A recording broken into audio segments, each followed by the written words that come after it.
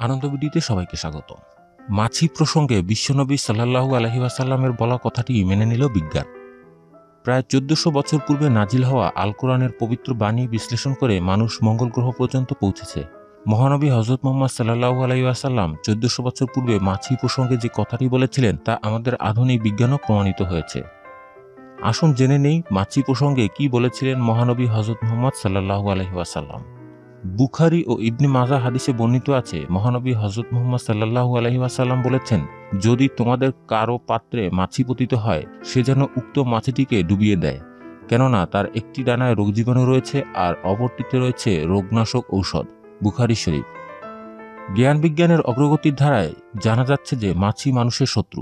সে রোগ জীবাণু বহন করে এবং স্থানান্তরিত করে।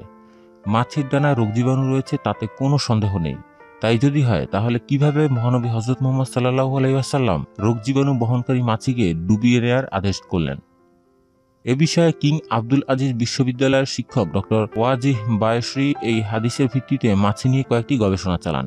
জীবাণুমুক্ত কিছু পাত্রের মধ্যে কয়েকটি মাছি ধরে নিয়ে জীবাণুমুক্ত টেস্ট টিউবের মধ্যে আবদ্ধ করে রাখেন। তারপর নলটি একটি পানির গ্লাসে উপুড় করেন। মাছিগুলো পানিতে পতিত হওয়ার পর সেই পানি থেকে কয়েক ফোঁটা পানি নিয়ে পরীক্ষা করে দেখতে পান সেই পানিতে অসংখ্য জীবাণু রয়েছে। তারপর জীবাণুমুক্ত একটি সূচ দিয়ে মাছিকে ওই পানিতেই ডুবিয়ে দেন।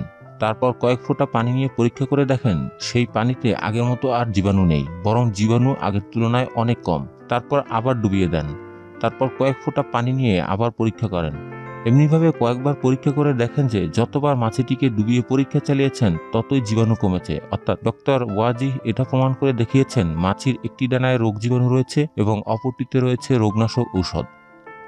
সম্প্রতি সৌদি আরবের রিয়াদে অনুষ্ঠিত 8ম চিকিৎসা সম্মেলনে কানাডা থেকে 2 গবেষক রিপোর্ট পাঠিয়েছিলেন, যাতে বর্ণিত ছিল মাছিতে এমন কোনো বস্তু রয়েছে যা জীবাণুকে ধ্বংস করে দেয়। শাইখ মোস্তফা এবং শাইখ খালিল মোল্লা এই বিষয়ে জার্মান ও ব্রিটেন থেকে রিসার্চগুলো ধারাবাহিক সংগ্রহের মাধ্যমে একটি বই বের করেছেন, যার মূল বিষয় ছিল নিশ্চয়ই মাছির একটি ডানায় রয়েছে রোগ আর অপরটিতে রয়েছে রোগনাশক ঔষধ। বুখারী শরীফ।